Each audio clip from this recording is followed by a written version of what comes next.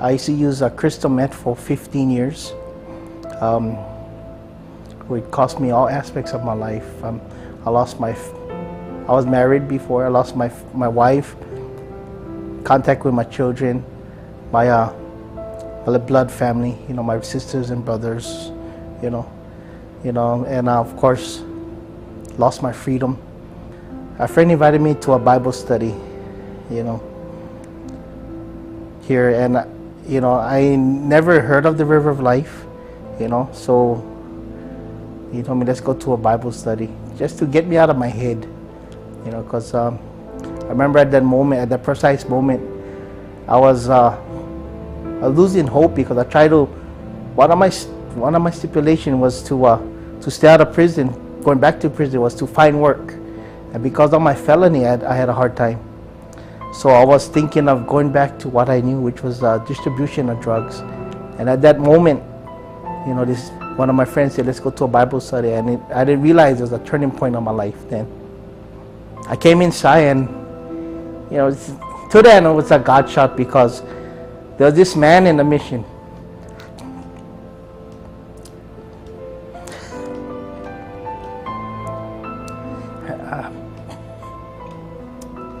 And I've seen him for 10 years,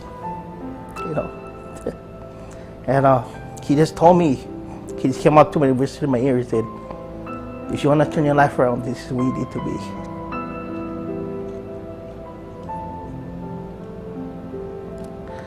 So I did, I began to volunteer, and just to stay busy,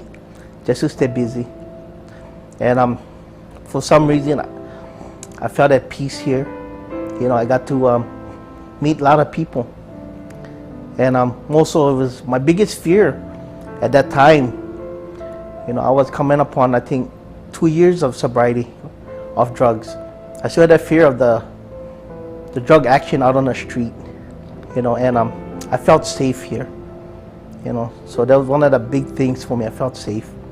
I felt a comfort and security here, so that's how I spent my time. And then I remember calling Chevy, and telling Chevy if I can volunteer my time, because I just knew I had to still be a part of. And she told me, no, we cannot use you, because I still wanted to hold on to my job.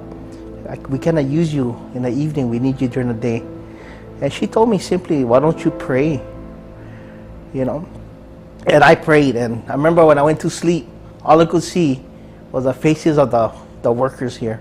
So I knew this is where I needed to be, because I knew inside me that I might have been off the drug, have clarity in my thought, but spiritually I was still broken. So I was saving my life, and I was guided here to put my life back together. So I came back, and I was blessed by very soon still had that opening for me here, and I came about the men's program, and it was a major change for me. I came here with 2 years clean and sober of drugs, but I was so blinded to my behaviors that I thought I totally changed. I'm not doing drugs, I'm not around the drug dealers and blah blah blah. And then I got in this situation here, and my pastor, got into it. I got sent to his office, and he sat me down. He said, you have an anger issue. And I just said, I don't have an anger issue. I expressed myself loudly. And he at that time, I believe he hit his smile with his hand. And then later on, when I left his office, I began to think about it. I said, maybe there's truth in what this man is saying. And I began to be careful at everything I do, and really check my motives on my actions. And this man was right. I had an issue with anger, and made me think about this saying they had, if you have a drunken horse thief, if you stop drinking, you were still that horse thief. So it made me reflect. Even if I had 2 years clean off drugs, I still had that old behaviors of the streets in me. My motives, my actions was not not in the right place. So, you know, being here at the mission, I really began to grow up. I began to grow up and be a man. You know, at 44 years old, at 42 years old at that time, I began to be an adult.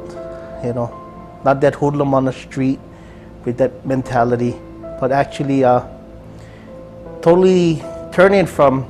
I remember the judge telling me when I was in court was that I was a cancer of society. You know, coming here in the mission shows me otherwise. You know.